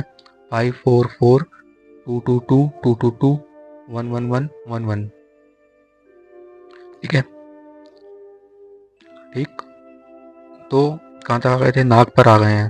तो नाग, ना प्लस आ प्लस गा, नाग। तो ना, 2 ना है तो निंदा, निर्वेद। आवेग, आलस्य। खुद पढ़ाई नहीं करते हैं तो खुद पर गुस्सा आता है, आवेग आता है। आवेग, आलस्य। गर्व, ग्लानि के 2 गा से हो गए। फिर दा, धा, दूध की जात है, तो दा से क्या हो गया? दीनता। और दूसरा क्या हो गया? दे, माफ करिएगा मैंने गलत बोल दिया। अब अगला क्या है? दूध की जात है, तो दा, धा, जाता, हा। तो दा, अब इनका एक एक ही है, तो दा से दैन्य, धा से धृति, जा से जड़ता, ता से त्रास, हा से हर्ष। एक एक तो बहुत ही आसानी से आ जाएंगे। दैन्य, धृति, जा से जड़ता, ता से त्रास, है से हा से हर्ष। ये आपकी ट्रिक हो गई। 33 संचारी भाव का नाम रखने की ट्रिक एक बार दोबारा दोहरा लेते हैं। वाय, सच, नाग, दूध की जात है। 2 स्टेटमेंट है। वाय, सच, नाग, दूध की जात है। इनको लिखने का तरीका क्या है? वाय, वा प्लस आ प्लस माँ, या का माँ कर लेना है। सच, नाग, सा, शा, चा, सच नाग। कुछ लोग सा को शा बोलते हैं ना, वैसा करके आप याद रख सकते हैं। वाय, सच, नाग। अब वो पूरा याद रखने से अच्छा ये ट्रिक ही याद रख ली जाए। ये ट्रिक उसकी जो आप पूरा याद रख रहे हैं उसकी तुलना में आसान है। और मैंने यूट्यूब पे जितनी भी ट्रिक सर्च की उसमें यही ट्रिक मुझे सबसे आसान लगी। दूसरी कोई ट्रिक हो तो उसका लिंक आप यूट्यूब के कमेंट बॉक्स में डालिएगा। तो वाय, सच, नाग, सा, शा और चा। नाग, ना प्लस आ प्लस गा, दूध की जात है। दा, धा, जा, ता, हा। एक एक वर्ण। 5 5 वा, 4 आ, 4 मा, 2 सा, 2 शा, 2 चा, 2 ना, 2 प्लस है ना। तो 2 नाग हैं, याद रखिएगा। नाग 2 हैं, एक नहीं नाग निकला है। घर में 2 नाग निकले हैं, एक बेड के नीचे और एक कॉलोनी में। ठीक है, तो 2 वाय, सच, नाग, दूध की जात है। अब 5 वा, व्याधि, व्रीड़ा, विबोध, वितर्क, विषाद। 4 व्याधि, व्रीड़ा, विबोध, वितर्क, विषाद। व्याधि, व्रीड़ा, विबोध, वितर्क, विषाद। वो आप जब अभी ये इनकी परिभाषा करेंगे तो आपको और आसानी से याद हो जाएगा। व्याधि, व्रीड़ा, विबोध, वितर्क, विषाद। 4 आ, अपस्मार, असूया, अमर्ष, अवहिता। इसमें आप 4 ना भी देखेंगे तो जैसे असूया, अमहर्ष, अवहिता और अपस्मार, अवहिता ही प्रकृति है। तो आप इनको ऐसे भी याद रख सकते हैं। इनके नाम में ही कुछ इस शब्द में ऐसी कुछ बात है जो आप असूया यानी ईर्षा, अमर्ष, अवहिता, या आप इनको ऐसे ही याद रख सकते हैं। फिर 4 मा, मति, मरण, मद, मोह। मति यानी बुद्धि। बुद्धि कब मरेगी? जब आदमी शराब पिएगा या मोह में होगा। और फिर क्या होगा? मति मारी गई तो फिर तो मरेगा ही। तो मति, मरण, मद, मोह। क्या बोला मैंने? तेज तेज बोल दिया, थोड़ा सा धीमे बोलता हूँ मैं। मति यानी बुद्धि, मरण यानी पता ही आपको, मद यानी वही शराब वाला, मोह मतलब किसी विषय के प्रति अत्यधिक आसक्ति, विषय वस्तु व्यक्ति किसी के प्रति अत्यधिक आसक्ति। तो मद और मोह में जब व्यक्ति पड़ता है तो उसकी मृत्यु निश्चित हो जाती है। उसकी मति मारी जाती है, उसकी बुद्धि नष्ट हो जाती है, भ्रष्ट हो जाती है, जिसके बाद उसका मरण या पतन निश्चित हो जाता है। तो मति, मरण, मद, मोह। फिर 2 वाय हो गया। वाय, अब सच। सा से 2 है तो पढ़ते समय नींद आ रही है तो स्वप्न स्मृति। सा श्रम, शंका। चा, चपलता, चिंता। ना, नाग। नाग में भी 2 ही है, ना प्लस आ प्लस गा। तो नाग की हर कोई निंदा ही करता है, तो नाग निर्वेद, निंदा। आ, आवेग, आलस्य। गा, ग्लानि, गर्व। दा से दैन्य, दा से धृति, जा से जड़ता, ता से त्रास, हा से हर्ष। ये हो गई हमारी 33 संचारी भाव की ट्रिक। अब एक एक करके इनकी परिभाषा देख लेते हैं।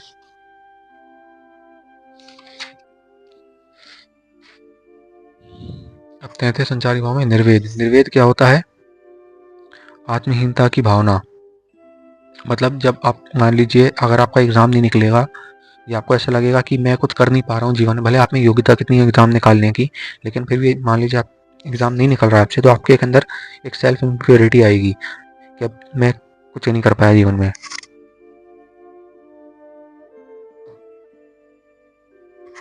तो उसको बोलेंगे आत्महीनता की भावना, है ना, हारने की। ये सब ये निर्वेद की भावना कब आती है? हारने पे, दरिद्रता पर, यदि कोई अपमान कर दे, कोई आपको आके बोल दे कि एग्जाम तो निकला नहीं, बड़ी बड़ी बातें, बड़ा भाव बात है, इस प्रकार से। तो उदासीन जो महसूस होता है उसी को निर्वेद कहा गया है। शंका, संदेह। शंका आपको पता ही है ना, हानि की संभावना होना, एग्जाम ना निकालने की संभावना होना, जीवन में हारने की संभावना होना, कुछ ना कर पाने की संभावना, शंका। इसके अनुभव क्या होते हैं? कांपना, है ना, डरना। फिर गर्व।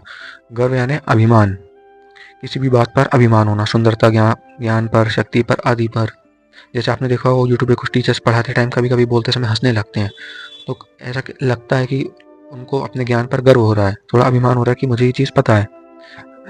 1000 में से 1 या 2 ही होते हैं, लेकिन फिर भी कुछ ऐसे होते हैं। फिर गर्व, इसका अनुभव क्या होता है? भाव बढ़ जाते हैं, व्यक्ति अनादर करने लगता है दूसरों का, उपेक्षा करता है। कोई जैसे एक बार राजेश खन्ना, ठीक है, अनुभव। फिर चिंता। चिंता इष्ट प्राप्ति में जब विघ्न की आशंका होती है, जब आप किसी चीज़ को बहुत शिद्दत से प्राप्त करना चाहते हैं और उसको प्राप्त नहीं कर पाते हैं, तो वो विघ्न कहलाता है ना। तो व्यक्ति चिंतित हो जाता है। इसके अनुभव क्या होते हैं? दुख, सूनापन, फिक्र, विषाद। चिंता को ही विषाद कहा जाता है, ठीक है। अब मोह, किसी भी व्यक्ति वस्तु के प्रति अत्यधिक आसक्ति ही मोह है। इसमें क्या होता है? दुख, चिंता, भय आदि कारणों से व्यक्ति की जो चित्त होता है, जो उसकी मानसिक स्थिति होती है, जो आप अपने कंट्रोल में होते हैं, अपने सेंसेस में होते हैं, वो सेंसेस में नहीं रह पाते हैं। आपका दिमाग ठीक से काम नहीं करता, आपका दिमाग ठीक से चीज़ों को प्रोसेस नहीं कर पाता है। तो चित्त से विक्षिप्त होने का मतलब यही है कि दुख, चिंता, वियोग, भय आदि। दुख पता ही क्या होता है? चिंता मतलब किसी बात की टेंशन, कुछ भी हो सकता है आपके जीवन में या मेरे जीवन में टेंशन। वियोग यानी अलगाव, भय यानी डर आदि कारण से चित्त से विक्षिप्त होने को ही मोह कहा गया है। कुछ भी लिख सकते हैं आप, किसी व्यक्ति वस्तु के प्रति अत्यधिक आसक्ति या दुख, चिंता, वियोग आदि, भय आदि कारण से चित्त से विक्षिप्त होने को ही मोह कहा गया है। अब विषाद। विषाद यानी दुख या खेद, वो एक ही है, ये है ना। चिंता या विषाद, दुख, खेद या चिंता। दैन्य। दैन्य यानी दीनता, दीनता। दीनता यानी दरिद्रता की स्थिति, गरीबी। तो गरीबी या जब आपकी आर्थिक स्थिति सही नहीं होती, तो उस समय जो मन की अवस्था होती है उसको ही दीनता कहा गया है। फिर असूया, असूया यानी ईर्ष्या, किसी भी कारण से किसी भी व्यक्ति से यदि ईर्ष्या हो जाए, जैसे आपने किसी के पास आईफोन देखा तो और आपको जेलसी हो रही है, अभी एग्जाम की तैयारी करने के बाद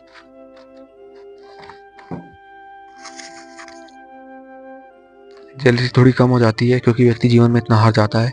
लेकिन फिर भी कभी कभी कुछ को जो नए नए नौसिखिया होते हैं गवर्नमेंट एग्जाम की तैयारी में, प्रीलिम में आपको दिखते होंगे बाहर एग्जाम सेंटर के बाहर, उनको हो सकती है। तो असूया यानी ईर्ष्या, मृत्यु, मृत्यु समान कष्ट या मरण। फिर मद यानी मोह, मद यानी नशे में लाल होना। इसका अनुभव क्या है, मैं विभाव, अनुभव, स्थायी भाव, ये सब मैं आपको पहले ही पुराने वीडियोस में जो पहले 3 पार्ट बताए हैं उसमें मैं लगातार बताते रहा हूँ कि अनुभव क्या होता है। अनुभव यानी आश्रय की प्रतिक्रिया। आश्रय मतलब कौन, जिसके मन में ये विचार आ रहे हैं, वो अनुभव, वो आश्रय होगा। आश्रय के मन में जो प्रतिक्रिया देगा, मान लीजिए सड़ा हुआ मरते हुए कुत्ते की लाश देखी जिसको कीड़े खा रहे हैं, तो जो प्रतिक्रिया देगा उसको हम, वो जो आश्रय प्रतिक्रिया देगा उसको हम अनुभव कहते हैं। तो आंख लाल होना, नरगल करना, प्रलाप करना, हंसना, मुस्कुराना पागलों की तरह, ये उसके अनुभव होंगे। अब अगला है आलस्य। आलस वो स्थिति है जब श्रम कारण, थकावट के कारण उत्साह में कमी हो जाती है और काम करने की इच्छा का अभाव होता है। इसके अनुभव क्या है, आश्रय क्या प्रतिक्रिया देगा, तो एक ही स्थान पर पड़े रहना, ये इसकी अनुभव है। आश्रय द्वारा ये प्रतिक्रिया दी जाएगी। आश्रय को आप स्वयं पर लेकर करेंगे या किसी अन्य व्यक्ति पर लेकर, स्वयं से ज़्यादा आप किसी अन्य व्यक्ति पर लेंगे या खुद पर लेंगे तो आपको ज़्यादा आसानी से याद होगा। तो आलस है, श्रम कारण उत्साह में कमी। अनुभव, एक ही स्थान पर पड़े रहना। श्रम, श्रम यानी अत्यधिक कार्य करने पर होने वाली थकान को ही श्रम कहा गया है। इसके अनुभव क्या है, लंबी सांस लेना, अंगड़ाई लेना, ये इसके अनुभव हैं। अब उन्माद, उन्माद मतलब पागलपन, विचित्रता, ठीक है। अत्यधिक, अब ये पागलपन किसी भी कारण से हो सकता है। अत्यधिक कार्य कर करके एग्जॉस्ट हो जाना, क्रोध कारण, भय, शोक कारण, चित्त से भ्रमित होना। चित्त मतलब आपकी जो, आप जो अपनी, अभी जैसे आप वीडियो देख रहे हैं तो आप एक, आपकी जो स्थिति है, आप नॉर्मल इंसान है। अब भगवान न करे कुछ ऐसा हो जाए, एग्जाम ना निकले, आप प्रेशर में, आपका दिमाग ठीक से चीज़ों को प्रोसेस ना कर पाए, दिमाग का ठीक से काम ना होना, ये चित्त से भ्रमित होना इसका अर्थ है। इसके अनुभव क्या होंगे, हंसना, रोना, अपने आप से बातें करना, पागलपन की जो निशानियां होती हैं वही इसके वो हैं। अब प्रकृति या अविद्या, अविद्या मतलब भावों को छिपाना। आप कितना स्ट्रगल कर रहे हैं ये किसी को ना बताना ही अविद्या है। किसी बात को छुपाने का भाव ही अविद्या कहा जाता है। इसके अनुभव क्या है, जैसे आपने पीछे किसी ने पूछा, आपके मुंह से एकदम से निकल गया कि मैं खुश नहीं हूँ, एग्जाम कारण मैं परेशान हूँ, तो आपने फिर अचानक से बात बदल दी, तो इसके अनुभव, मुंह नीचे करके बात करना, आंखें ना मिलाना। जब आपसे किसी ने पूछा कि एग्जाम निकला या नहीं निकला, एग्जाम में कितने अंक प्राप्त किए, तो मुंह नीचे करके बात करना, ये इसके आश्रय के अनुभव है। ईर्ष्या या द्वेष भाव से जो भाव उत्पन्न होता है उसको ही चपलता कहा गया है। फिर अपस्मार, अपस्मार मतलब बेहोश हो जाना, मूर्छित हो जाना, मानसिक संताप की अधिकता से उत्पन्न होती है ये, है ना। हाथ पैर पटकना, गिरना, है ना। अपस्मार मतलब बेहोश हो जाना, मिर्गी का दौरा वगैरह पड़ने के समान है वो।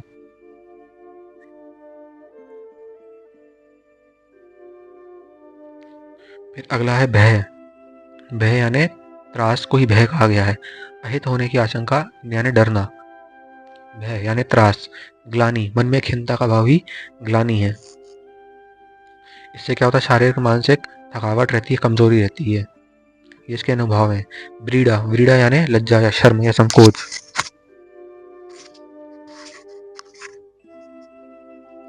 प्रिय के दर्शन होने पर, जैसे जब सीता ने राम को देखा तो उन्होंने अपनी आंखें नीची कर ली थी, लेकिन वो तिरछी नजरों से उनको देख रही थी, तो यही व्रीड़ा है, लज्जा है, शर्म है, संकोच है। कहते हैं ना कि सीता चाहिए तो राम बनना पड़ेगा, वरना फिर जैसा हो तैसा ही मिलेगा।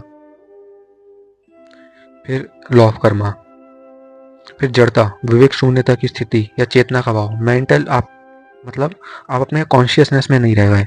तो विवेक शून्यता है ना, विवेक शून्यता मतलब अब दिमाग कुछ काम ही नहीं कर रहा, ना विलाप कर पा रहे हैं ना रो रहे हैं, बस बैठे हुए हैं कि ये क्या हो गया।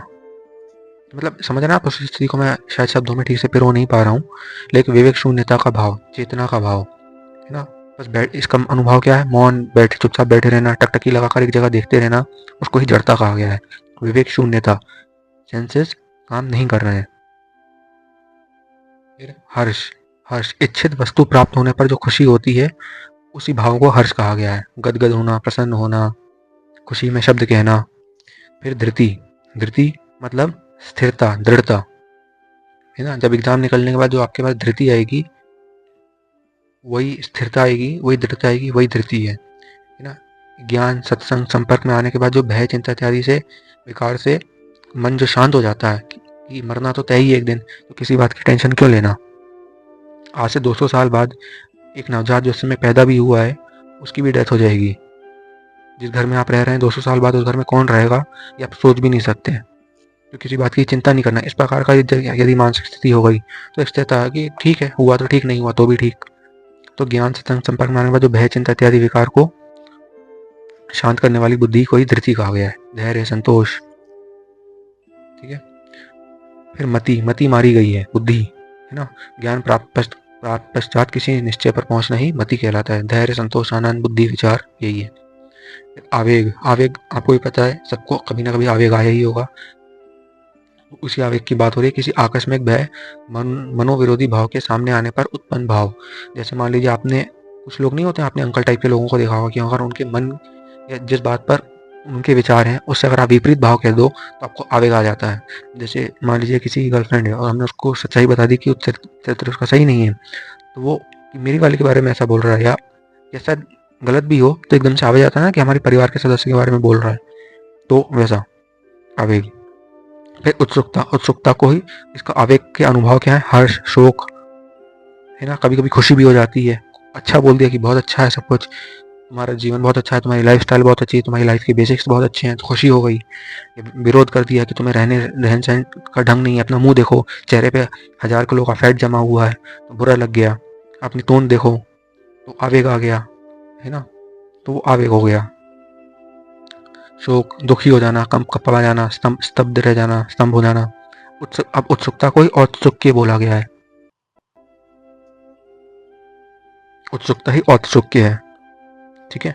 तो किसी को प्राप्ति की तीव्र इच्छा, इच्छित वस्तु है ना, मतलब जब आप मान लीजिए आपको जब पहला मोबाइल लेवा रहे होंगे या पहली गाड़ी लेवा रहे होंगे, तो आपके मन में एक व्याकुलता, एक बेचैनी रही होगी।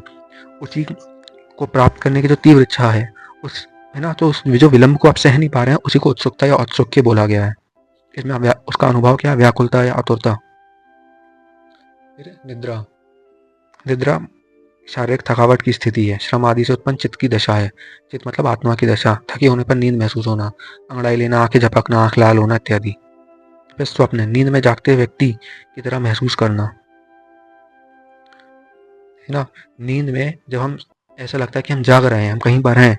जैसे मान लीजिए आपको सपना आया कि आप पाकिस्तान में हैं और आप पकड़े गए हैं, और एक जो श्रीडी डीलक्स जो पाकिस्तान में बाइक चलती है ना रेड कलर की, वो आपको गोली मार रहा है, तो ये स्वप्न हो गया है ना। नींद में जागते हुए सपने देखना, क्योंकि आप तो अपने भी फिलहाल तैयारी ही कर रहे हैं, रॉ में जाना तो बहुत दूर की बात है भी, है ना।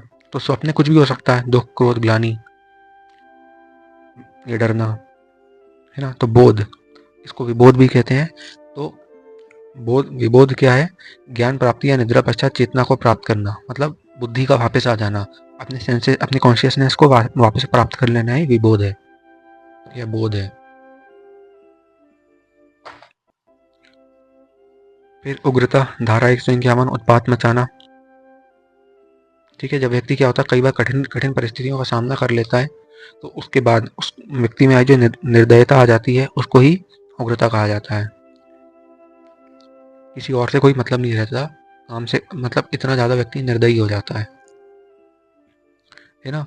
तो कठोरता या गुस्सा उसका वो है, जैसे आपने पुलिस वालों को देखा होगा कि वो उस वातावरण में अपराधियों से डील करते करते काफी रफ हो जाते हैं।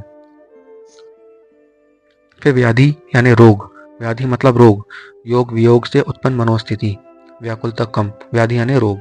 अमर्ष, अमर्ष मतलब जब आपकी मान लीजिए कोई व्यक्ति किसी की इंसल्ट कर देता है, अनुचित व्यवहार करता है, तो उसके बाद जो एक भाव उत्पन्न होता है उसी को अमर्ष बोला गया। अनुचित व्यवहार से उत्पन्न असहनीयता या असहिष्णुता का भाव ही विरोध अपकार करने की अक्षमता से उत्पन्न दुख।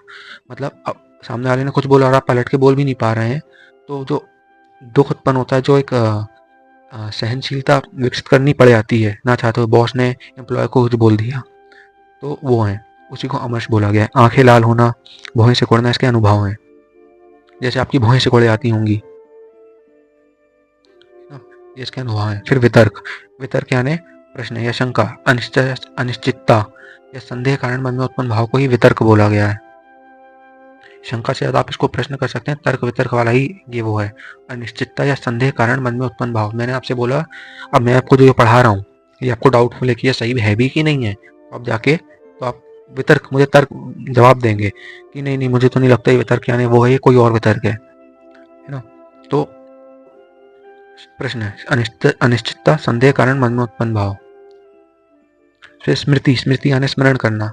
हो सकता है इस समय आप पढ़ रहे हो लेकिन आप फिजिकली तो यहाँ मोबाइल लेकर के पढ़ रहे हैं, लेकिन मन में आपके कोई और विचार चल रहा है, या मैं आपको जो बोल रहा हूँ आप उसकी पिक्चर बना रहे हैं, तो अच्छी बात है, लेकिन आप कोई और पिक्चर बना रहे हैं, तो आप स्मरण कर रहे हैं किसी और का। तो व्यक्ति वस्तुओं, अब इसकी परिभाषा क्या लिखेंगे, ये मुख्यतः परिभाषा है, और जो मैं बोल रहा हूँ वो आपको समझाने के लिए बोल रहा हूँ, जैसे आप मेमोराइज करने में आपको आसानी हो। क्योंकि जैसे आप देखते होंगे, आपने 10 साल पहले भी कोई मूवी देखी होगी, सरफरोश, खाकी, गंगाजल, तो आपको वो आज भी याद होगी, है ना। लेकिन जो ये है, लेकिन जो आप देखा हुआ सुना हुआ आपको याद रहता है, लेकिन रीड किया हुआ याद नहीं रहता। इसलिए मैं आपको कहानी बता बता करके मेमोराइज कराने का प्रयास कर रहा हूँ, जिससे मुझे अधिक से अधिक व्यूज प्राप्त हों और आप सब्सक्राइब करके जाएं। तो स्मृति यानी स्मरण, व्यक्ति वस्तुओं की अनुभूति पास ना होने पर भी होते हुए, ना पास होते हुए भी उनकी अनुभूति होना।